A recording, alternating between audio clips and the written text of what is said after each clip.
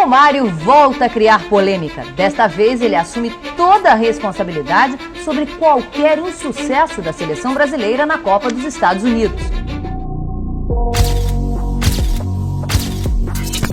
Romário, o único jogador na história a assumir total responsabilidade por suas ações. Era um exemplo perfeito de fala muito e faz muito mais. Surpreendentemente, enquanto os grandes jogadores de hoje passam a vida na academia em busca da grandeza, Romário via os treinos como mero desperdícios de caloria. Descubra o segredo por trás desse jogador que desafiou a lógica do treinamento e, mesmo assim, alcançou níveis extraordinários no futebol. "Olha nos meus olhos, Romário", disse o técnico Luiz Aragonés no final do treino, enquanto o jogador abaixava a cabeça e caminhava em passos lentos, como se estivesse numa interminável ressaca festiva. "Olha nos meus olhos", insistia o treinador do Valência. Luiz falava e Romário seguia em frente, evitando qualquer contato visual com o treinador. Não era desprezo, mas sim um profundo tédio. Tédio em relação às táticas, às manhas de treinamento e de ser tratado igualmente aos outros jogadores, quando, na verdade, era alguém extraordinário. Em uma ocasião, o Romário chegou a declarar: "Não sou como os outros jogadores, tenho algo especial. Não deveria me tratar como um jogador comum." Ele era Romário, campeão de tudo, o maior artilheiro do planeta, ao lado do compatriota Ronaldo. O que eles mais queriam? Que a noite me encanta e quando não saio não marco. Antes do Barcelona e do estrelato na Copa do Mundo, ele fez seu nome no Vasco antes de se mudar para o PSV. "Ele é o jogador mais interessante com quem já trabalhei", disse o treinador do PSV na época. "Se ele visse que eu estava um pouco mais nervoso do que o normal, antes de um grande jogo, ele vinha até mim e dizia: 'Treinador, não se preocupe, o Romário vai marcar e nós vamos vencer.'" O incrível é que 8 das 10 vezes que ele me disse isso, ele realmente marcou e nós realmente vencemos. Sir Bob dedicou grande parte de sua autobiografia à vida com Romário no PSV. Não tinha como controlar sua vida pessoal. Para Romário, sexta-feira era sinônimo de festa, mesmo que tivesse um jogo no dia seguinte. O álcool não era o problema, ele preferia refrigerantes, mas ele costumava ficar fora até as 4 da manhã e dormir durante todo o dia antes do pontapé inicial às 19h30. Recebíamos inúmeras ligações de pessoas nos informando: Romário passou a noite fora. Em certos clubes, Romário estabeleceu acordos que lhe permitiam ficar fora até tarde. Ao firmar contrato com um clube, eu logo dizia: "Veja bem, tenho dificuldades em acordar cedo, portanto, não treinarei durante a manhã." Eles nem precisavam colocar isso por escrito no contrato, disse o baixinho. No Barcelona, Romário sentia falta da vida no Brasil e não gostava nada da disciplina europeia. Em mais de uma ocasião, ele discutiu com o Cruyff por esse motivo, até que veio sua proposta. Em uma ocasião, Romário me perguntou se poderia perder 2 dias de treinamento para voltar ao Brasil e participar do Carnaval do Rio de Janeiro. Eu respondi: "Se você marcar 2 gols amanhã, darei a você 2 dias a mais de descanso em relação aos outros jogadores." No dia seguinte, Romário marcou seu segundo gol aos 20 minutos do jogo e imediatamente fez um gesto para mim, pedindo para ser substituído.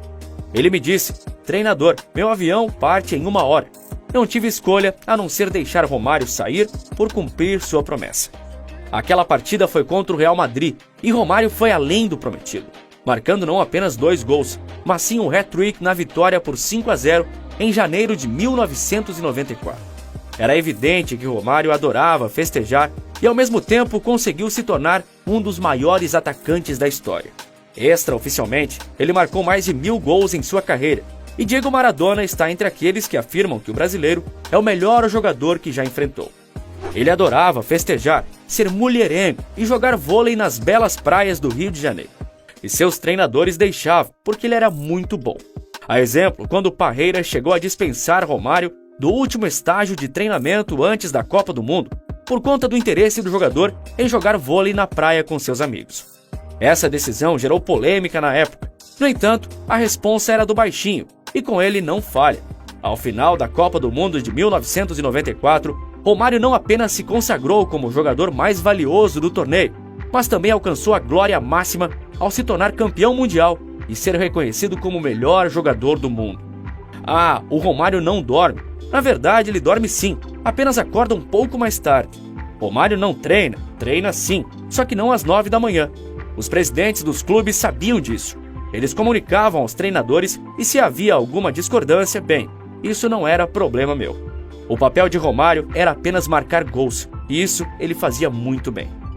Apesar de não apreciar os treinos e a disciplina exigida no futebol europeu, sua genialidade dentro de campo permitiu que ele superasse a falta de entusiasmo pelos treinos. O ex-goleiro Paulo César revelou que Romário estava cansado de passar o tempo em concentrações na Europa. Após acabar com essa prática, o atacante deslanchou na artilharia, marcando gols em sequência. Pode ter sido uma coincidência, mas aconteceu de verdade, afirmou Paulo César. Romário tinha uma capacidade única de finalização, sendo capaz de converter as mais difíceis chances de gols. Sua precisão e sangue frio diante do gol eram características marcantes de seu jogo.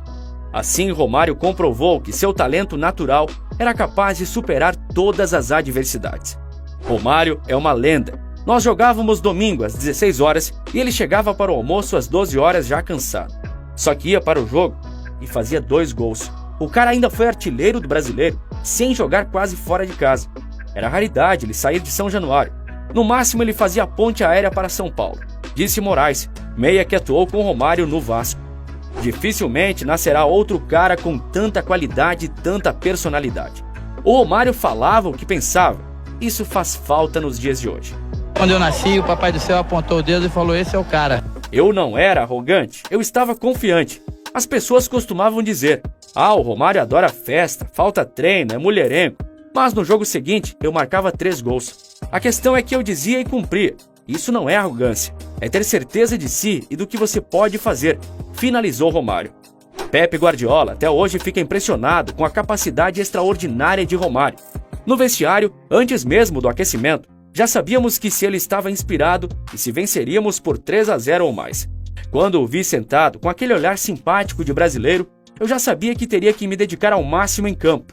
Assim que ele se levantava e começava a tocar a bola, com suas embaixadinhas, era garantia de 3 gols por partida, revelou Guardiola. Quando si alzava e iniziava a toccare il pallone con qualcuno, a fare giochini, quanti? 3 gol per partita. 3 gol. Veramente? Così era, Antonio? Era così. Era ma una qualità. O talento natural de Romário e sua autoconfiança o impulsionavam a cumprir suas promessas e superar adversidades, mesmo sem a dedicação aos treinamentos tradicionais. Mas enfim, agora eu gostaria de saber, você sente falta de jogadores com a mesma personalidade de Romário no futebol atual? Escreve aqui nos comentários que eu quero saber. Aproveite também para deixar o seu like, que nos ajuda a continuar trazendo novos conteúdos como esse. E não esqueça de se inscrever no canal e ativar o sininho das notificações para não perder novos vídeos. Um grande abraço e até a próxima!